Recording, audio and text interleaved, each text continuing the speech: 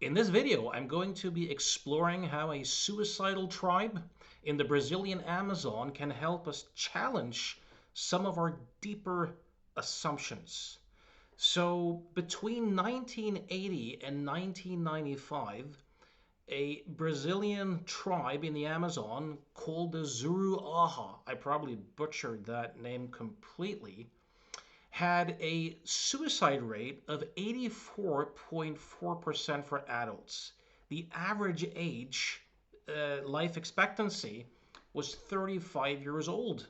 Now, the irony here is that this tribe was known for having excellent physical and mental health and very few diseases. What on earth might be going on? Well, this particular tribe had a very different worldview than the typical materialist worldview, which is dominant in the Western world. They had not at all been indoctrinated into the tenets of materialism. They had a particular worldview where they strongly believed that the soul would reunite with their loved ones after physical death. Now, as a result of this, they didn't view death as the end of life. They merely viewed it kind of the same way that perhaps we in the materialist culture would view changing locations or moving to a different city. Just a change of location, just a fresh start of sorts. And as a result, they would commit suicide, due to, struggles of ownership or conflicts in relationships or minor hassles in life. Just like you and I might, move locations or shift jobs or something like that. Now, I found this example, by the way, if you want to explore it, in Bernardo Kastrup's book, Why Materialism is Baloney. Also, a book I recommend because it offers a challenge to the materialist worldview that's so dominant in our culture. So very much worth challenging. Now, what might we learn or what assumptions might we challenge when we look at this group of people who had excellent physical and mental health and few diseases, and were still 84.4% of the population committed suicide? Well, I think one real important learning is that people do what they do given the thinking that looks real to them. How could they not, right? That's a really important thing.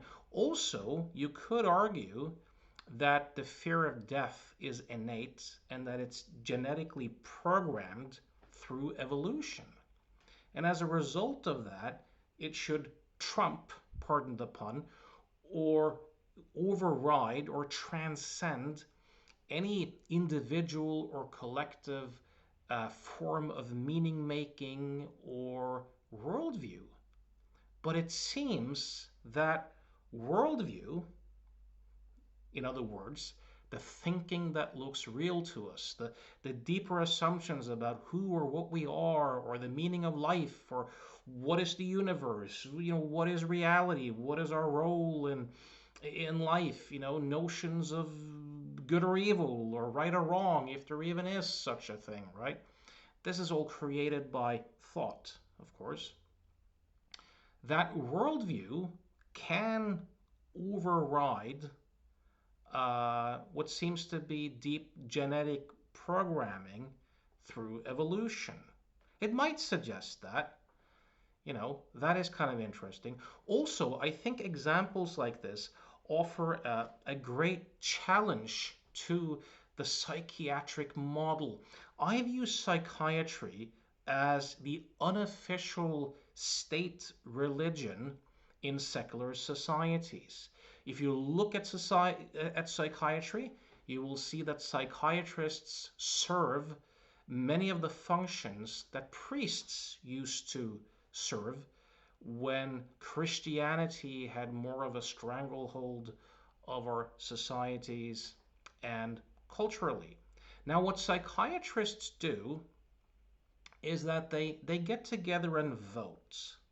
And of course, voting is not a medical or a scientific process, it's a political process, right? And if you look back at psychiatry, the psychiatry as we know it today had its roots in England a few hundred years ago, and it was basically rich people who would kind of step aside the law to deal with their bothersome relatives. And then it spread. And psychiatry has always been a kind of state sanctioned form of social control.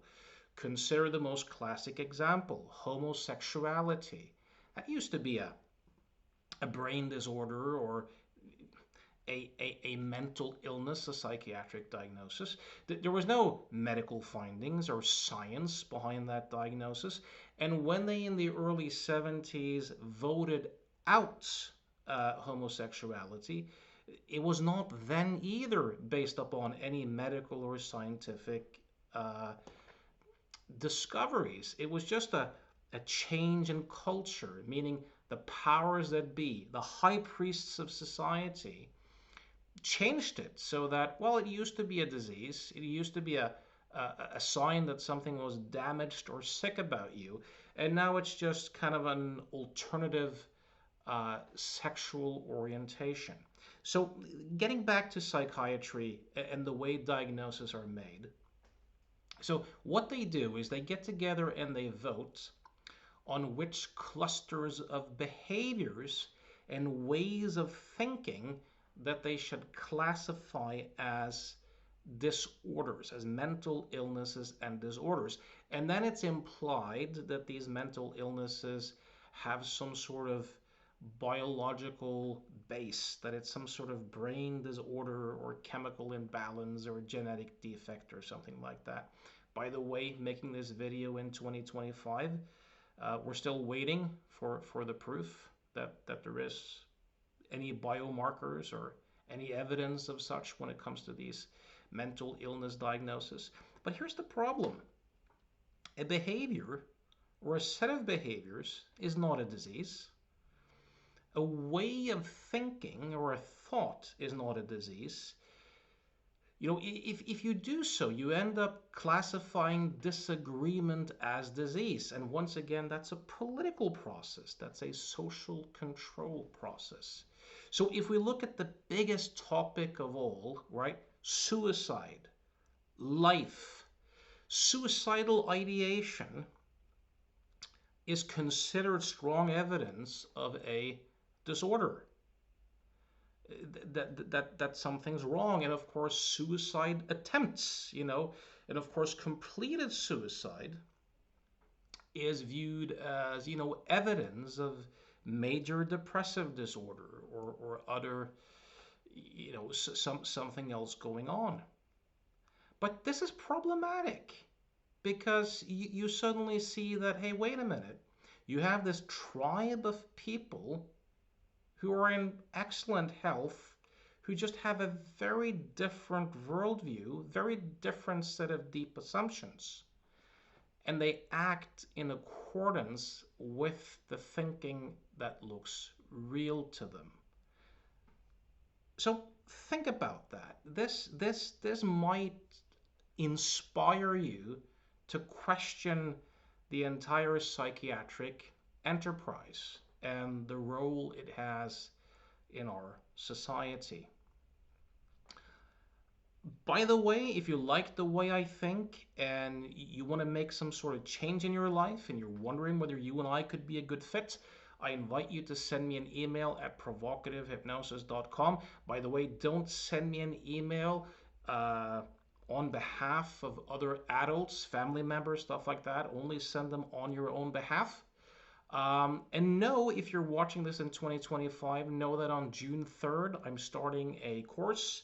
It's going to be once a week, couple of hours, 4 weeks in a row, on how to integrate meditation and mindfulness practices into your change work practice. It's also going to be about how to troubleshoot and help people who have gotten into trouble on the meditative path, and also how to teach your clients tailor make meditation rituals for them without falling into some of the typical traps. So, if this is interesting to you, check out the seminar page at provocativehypnosis.com. As always, thanks for listening.